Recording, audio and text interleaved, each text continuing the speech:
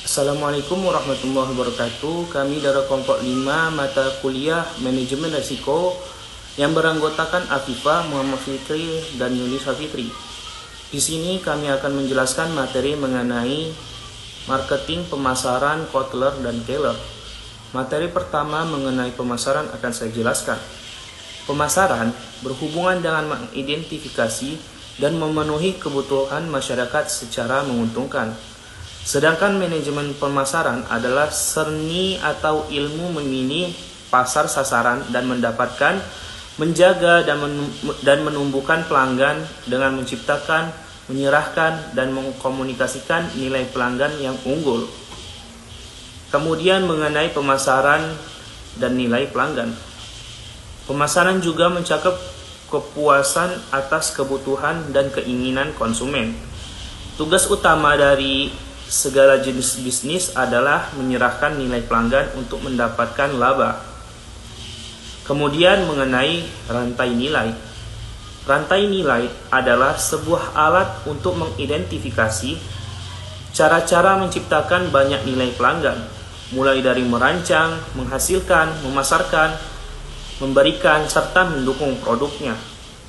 Demikian yang dapat saya paparkan. Selanjutnya akan dijelaskan oleh teman kita. Assalamualaikum warahmatullahi wabarakatuh.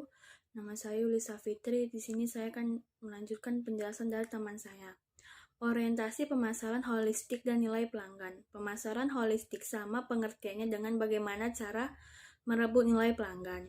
Dalam hal ini, hubungan antara aktor-aktor yang relevan atau pelanggan perusahaan dan kolaborator, serta kegiatan berbasis nilai yaitu eksplorasi nilai.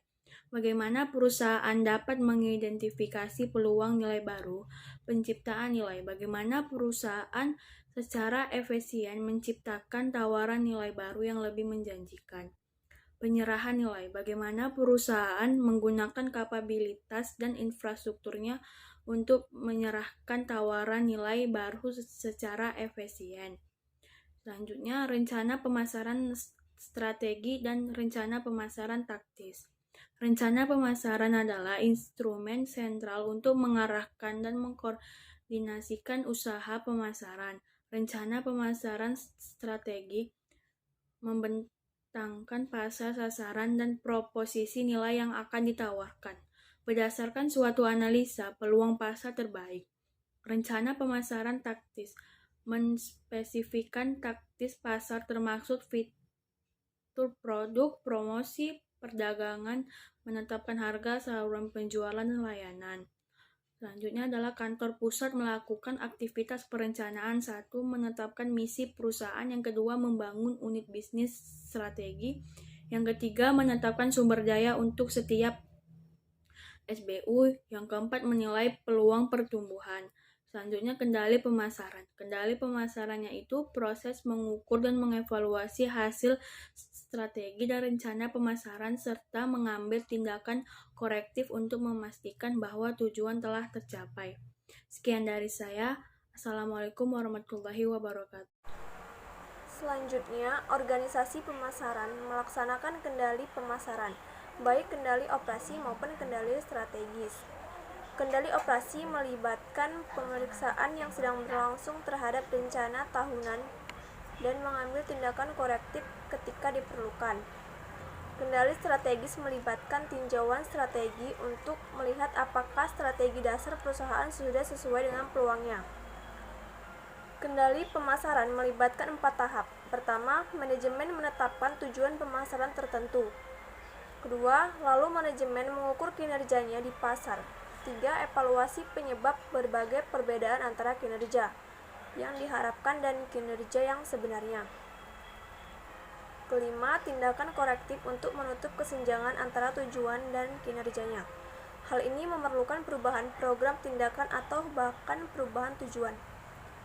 Mereka menggunakan audit pemasaran untuk menentukan peluang dan masalah pemasaran, serta merekomendasikan tindakan jangka pendek dan jangka panjang untuk memperbaiki seluruh kinerja pemasaran.